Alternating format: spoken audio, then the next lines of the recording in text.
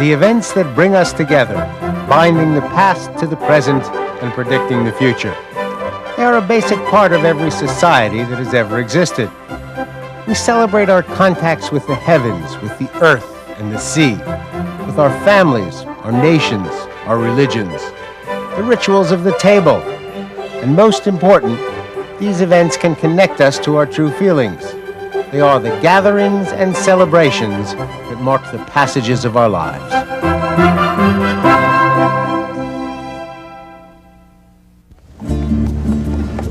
Seville is the capital of the region of Andalusia in southern Spain. It was from this province that Christopher Columbus set sail, and it was right here to Seville that he returned with his treasures. For decades, this town had a monopoly on the commercial action between Europe and the New World. The city of Seville is like a magnificent layer cake. Each slice has a base that was put in place during the ancient Bronze Age. And there were layers set down by the Phoenicians, Carthaginians, Greeks, Romans, Jews, Moors, and Christians, one right on top of the other. And when you take a bite of Seville, it all blends together. One of the best times of the year to see these layers of culture in action are during the weeks of the spring Fiestas. There are actually 2 weeks, and they are very different. One is the week of the Seville Fair, the other is Holy Week. Holy Week is actually a week of symbolic conflict between the forces of good and the forces of evil. There are stories told of tremendous heroism. There are also stories of tremendous terror. For a while, things look pretty bleak, but in the end, the forces of lightness and goodness triumph over the forces of evil and darkness.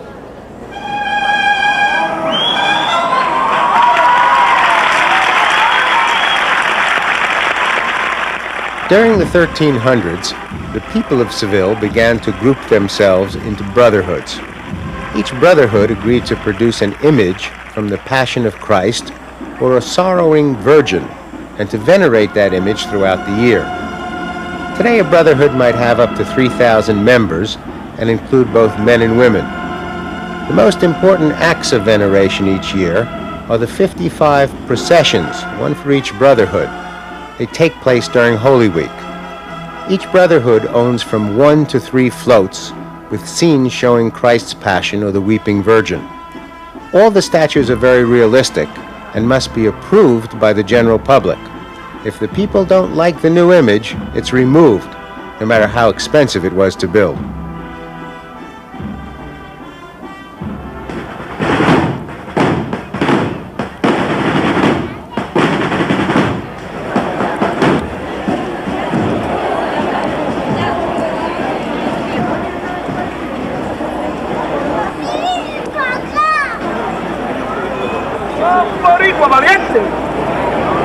Hay que fijarse costero derecho, ¿eh? Y hay que andar un poquito más. ¡Alto!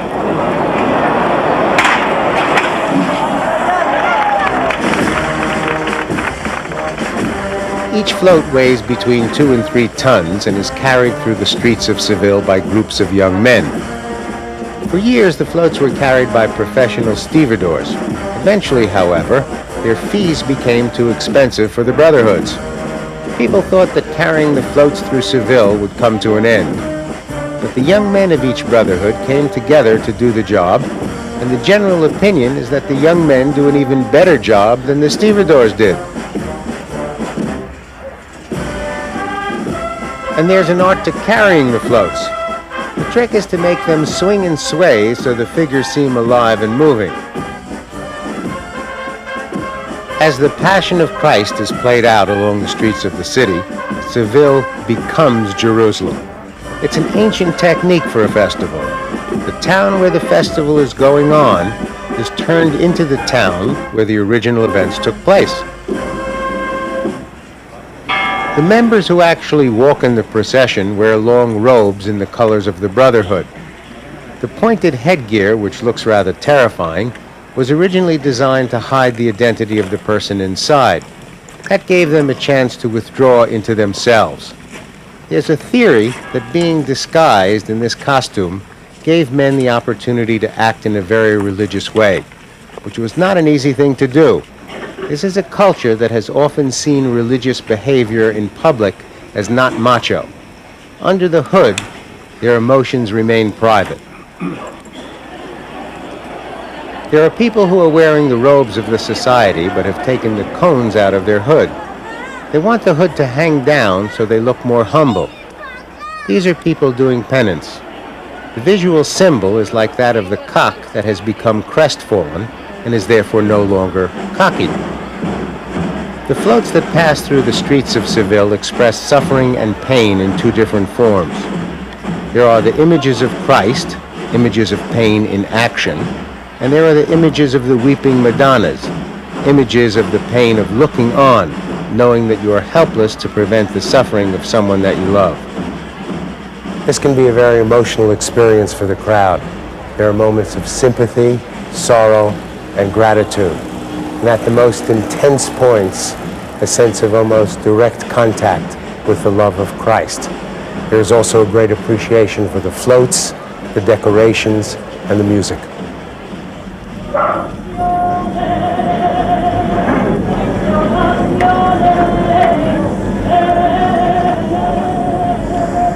It's called a saeta, which is the Spanish word for arrow.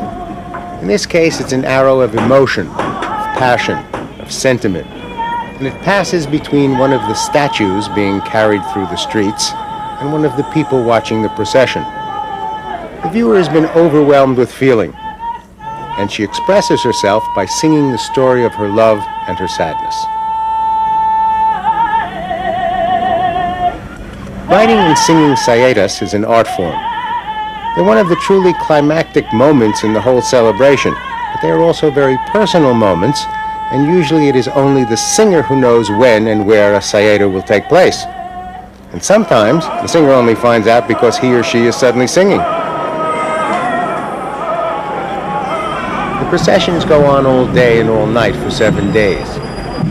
Each one takes from 8 to 12 hours to complete. Each float must pass through a pattern of specific streets, and every float must stop at the cathedral. It reminds everyone that there are journeys in life that we must make if we're going to learn to find our way in the outside world, and other places that we must visit if we are going to learn to find our way into our inner heart.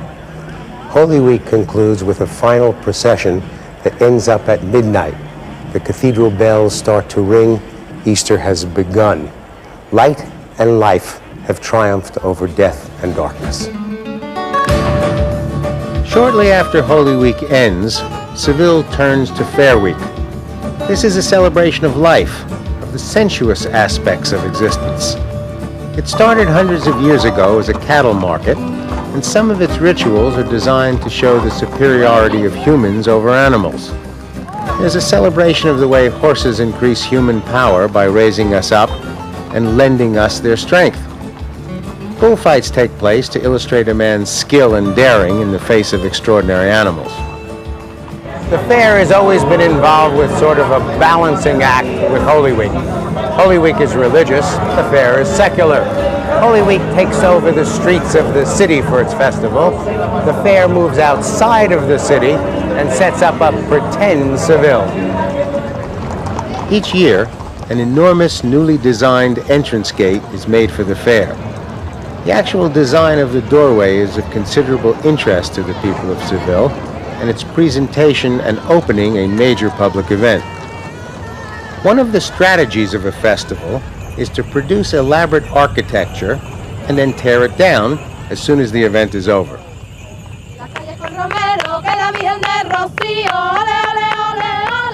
Taking away the physical elements that contain the celebration is a way of keeping each occasion unique and memorable. The setting disappears with the end of the festival. You are bound to the event by memory, and that makes it even more special. It's also in the tradition of sheer extravagant waste that is often a must for a good festival.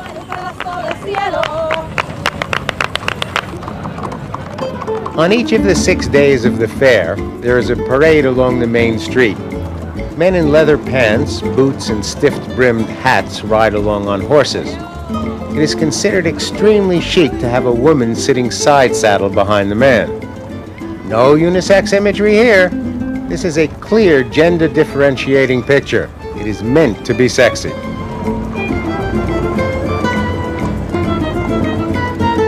One can also ride a horse and buggy in the parade. These are driven by men in somber dark clothing and black hats, with women in bright colored dresses in the chariot proper. The basic structure inside the fair is a little canvas house called the casita. Casita actually means little house. Inside, the casitas are furnished with all the elements that you would expect to find in one of Seville's homes. Curtains, carpets, mirrors, tables, chairs, pictures, and places to cook. The furnishings, however, are only emblematic of a typical Seville house. It's just a summary, a work of art, not the real thing. The family or business that has set up the house invites people to stop in and have something to eat and drink. The people of Seville see themselves as great presenters of dramatic displays. They need an audience nearby to share the experience, and so in many ways, they're very open and hospitable.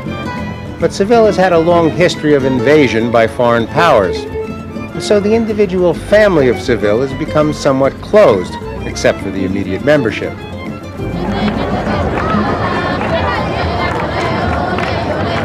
Everyone is ready to go out eating and drinking and dancing. But the operative words here are go out rather than go home.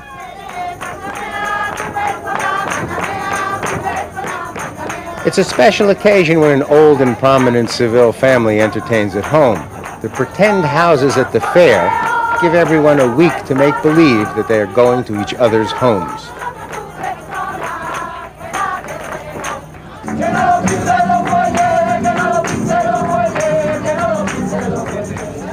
There's music and dancing until just before dawn.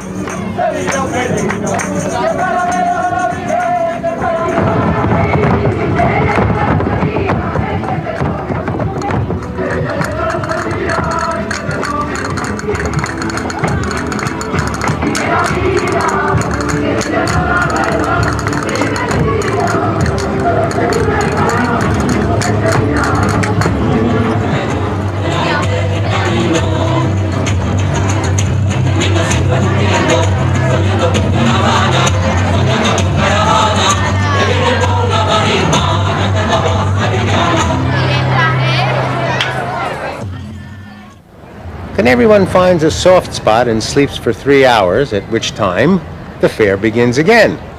This goes on for 6 days and 6 nights. Just south of Seville is the town of Jerez, and just outside of Jerez, the restaurant El Faro. It's one of the most picturesque restaurants in Spain. The art on the walls of the front room will give you a quick idea of the restaurant's specialty. But the walls in the back room are just as important. El Faro has an extensive collection of the wines, sherries, and brandies of Spain. Fernando Cordoba is the owner and the chef, and he comes from a family of restaurateurs. He likes to take the classic home recipes of his native region and adapt them to our more modern tastes. More of the natural flavors of the foods are allowed to come through. I asked him to prepare some of the dishes that are typically served during the weeks of the Fiestas. The first week of the Fiestas, Holy Week, is also the last week of Lent. Recipes that contain meat or animal products are usually not on the home menu during Lent, but in their place are some outstanding vegetable dishes. This one is a spring vegetable stew. 3 quarts of water go into a large stock pot, along with 2 cups of coarsely chopped onions, 2 cups of peas, and 2 garlic cloves that have been cut into slices. Fernando continues to add the ingredients, which consists of 1/4 cup of olive oil, 1 whole dried pepper, and 3 bay leaves. Next in, 2 cups of hearts of artichokes. Fernando uses fresh baby artichokes, which are wonderful if it's spring and the artichokes are available. Otherwise, your best bet are frozen artichoke hearts. Those are followed by 4 cups of broad beans. The younger the better. Then 4 whole cloves of garlic and 5 slices of bread. The heat comes up and the water is brought to a simmer. Everything cooks along uncovered for an hour, at which point the stew has thickened and it's ready to serve. A quick tasting for salt and it's into a serving bowl where neatness counts. Fernando's second dish is a whole fish baked in coarse sea salt. It looks a little strange, but it tastes great. A half-inch layer of sea salt goes down on a heat-proof dish that can hold the fish in a single layer. Then the whole fish goes on. It's been gutted and cleaned inside, but the scales have been left on the outside. The scales help prevent the fish from absorbing the flavor of the salt. The primary role of the salt in this recipe is to conduct the heat to the fish in a way that is controlled and even. Additional coarse salt is placed on top until the fish has a generally even coating of salt about an inch thick. Then it goes into a 425-degree Fahrenheit oven for about 25 minutes. When the fish comes out of the oven, the salt has formed a hard crust. Fernando cracks through the outer surface and removes the salt.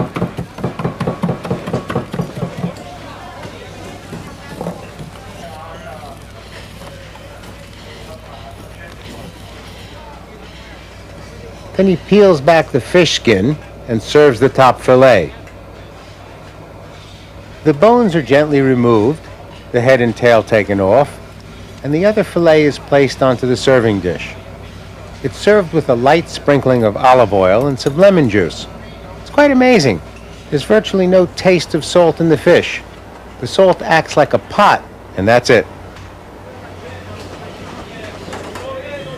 For dessert, Fernando is preparing a recipe that is somewhere between a flan and a cheesecake, taking the best parts of each. 5 eggs are broken and set into a mixing bowl. 4 cups of cottage cheese are added. The cheese has been drained of moisture by letting it sit in a sieve over a bowl in the refrigerator overnight. Then 1 cup of heavy cream and 1 1/4 cups of sugar go in. Fernando uses his industrial mixer to blend everything together.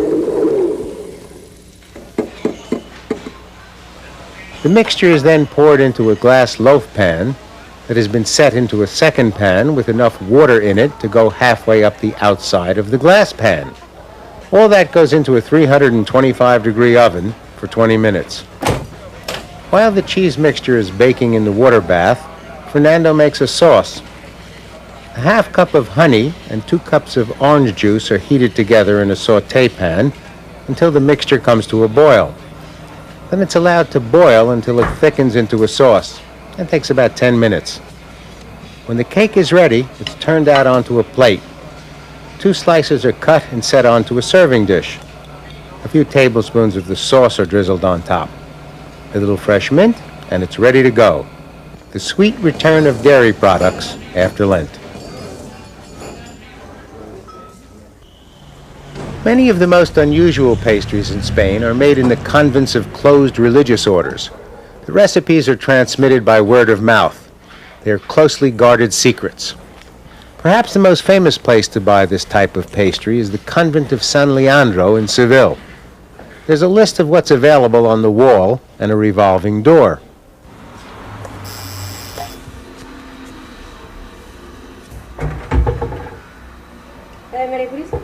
Medio kilo, por favor. Medio kilo. Sí. It's kind of like the world's oldest vending machine. Momento, aquí la cosa. Gracias. It's one of the few places in the world where you don't have to count your change. For well over 100 years, the sherry companies used real egg whites to clarify their wine. That left them with a lot of egg yolks, which they donated to the local convents. The convents would use the egg yolks to make candy like this. Then in the 1980s, a new technology arrived. They no longer used egg whites. They no longer donated egg yolks. But the convents kept making the candy, though slightly more expensive.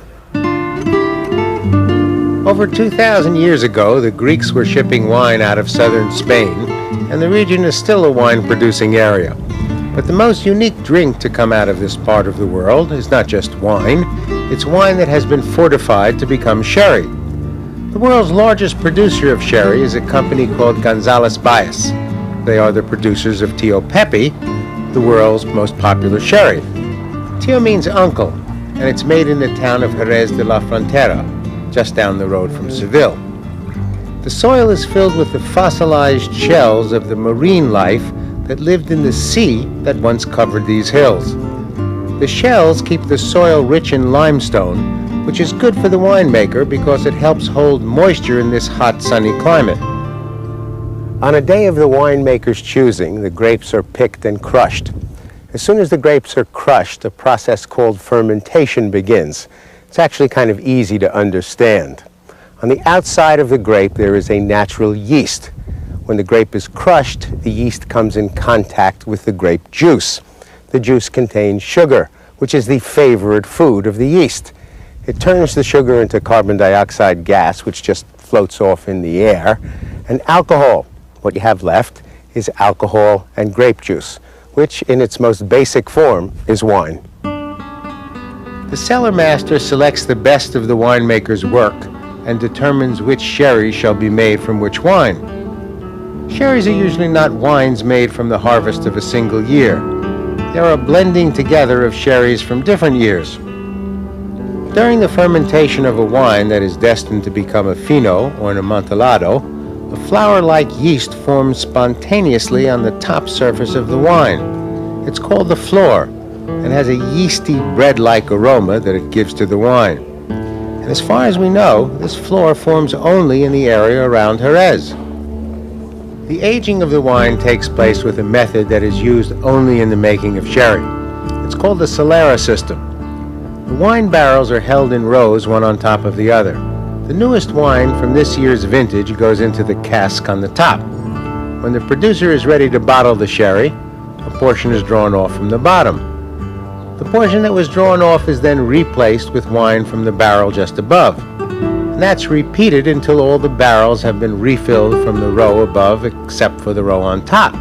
That's refilled with new wine. At this point, the wine is fortified with distilled grape alcohol made from the same type of grape that made the wine. The addition of the alcohol to the wine is one of the essential elements in the production of sherry. Which returns us to the story of Tio Pepe. Tio's nephew, the founder of the firm, was making a fine sherry, but it wasn't exactly what Tio had in mind. Tio remembered the flavor of his youth, and that was the taste that he wanted. So his nephew made a couple of casks for him. Tio kept those casks in the back of the winery and put his name on them so nobody would get into his stash. He'd come around with a few of his friends and have a drink. Everybody who tasted Tio's sherry loved it. It became quite popular. As a matter of fact, today Tio Pepe is the most popular sherry in the world. Don Mauricio Gonzalez Gordon is a member of the present generation of the family and in charge of the business. Sample room. This was my great-grandfather's sample room. He was the man who started this company. And when he died over 100 years ago, in 1887, his son, my grandfather, decided that everything should be left as he left it, that is, not even dusted. So these bottles have never been dusted since more than 100 years ago. Wow. Aren't they the ones at the back? These days, there are four basic sherries made in Spain. There's the fino, which is light and dry and delicate, and has the flavor of almond. It's what most people think about when they talk about sherry. Next is the amontillado, which has a hint of hazelnut, and then the oloroso, which tastes of walnut. And finally, there is the Noe. The man in the ark, who we used to always say was our first customer. But that is a very, very sweet wine, made from a different grape. It's a beautiful dessert wine. It's something I, many times, will substitute for the dessert. I just have my glass of Noe. People who like to keep track of things like this tell me that during the week of the Festival of Seville, more sherry is poured in this town than in North America during an entire year. The only thing I can say to that is, cheers. That's a look at the two celebrations that make up the spring festivals of Seville. Together they complement and balance each other, but they also mark a great passage from winter into spring, from darkness and sadness into light and joy. And the foods that are served at the festivals help mark that change. Please join us next time as we travel around the world looking at the gatherings and celebrations, rituals and recipes that mark the passages of our lives. I'm Burt Wolf.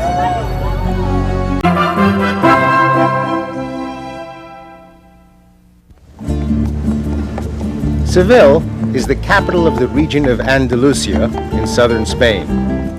It was from this province that Christopher Columbus set sail, and it was right here to Seville that he returned with his treasures. For decades, this town had a monopoly on the commercial action between Europe and the New World. The city of Seville is like a magnificent layer cake. Each slice has a base that was put in place during the ancient Bronze Age, and they were layers set down by the Phoenicians, Carthaginians, Greeks, Romans, Jews, Moors, and Christians, one right on top of the other. And when you take a bite of Seville, it all blends together. One of the best times of the year to see these layers of culture in action are during the weeks of the spring Fiestas. There are actually 2 weeks, and they are very different. One is the week of the Seville Fair, the other is Holy Week. Holy Week is actually a week of symbolic conflict between the forces of good and the forces of evil.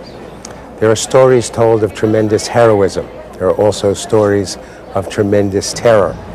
For a while, things look pretty bleak, but in the end, the forces of lightness and goodness triumph over the forces of evil and darkness.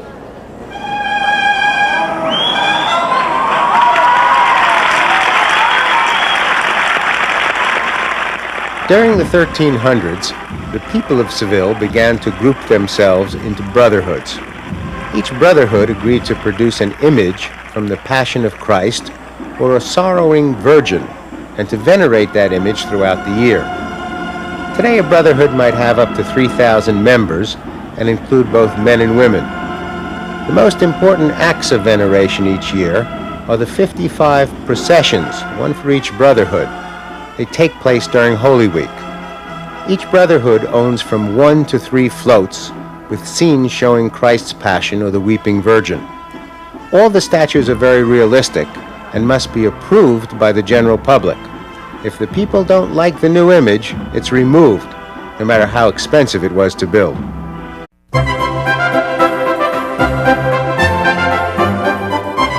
The events that bring us together, binding the past to the present and predicting the future.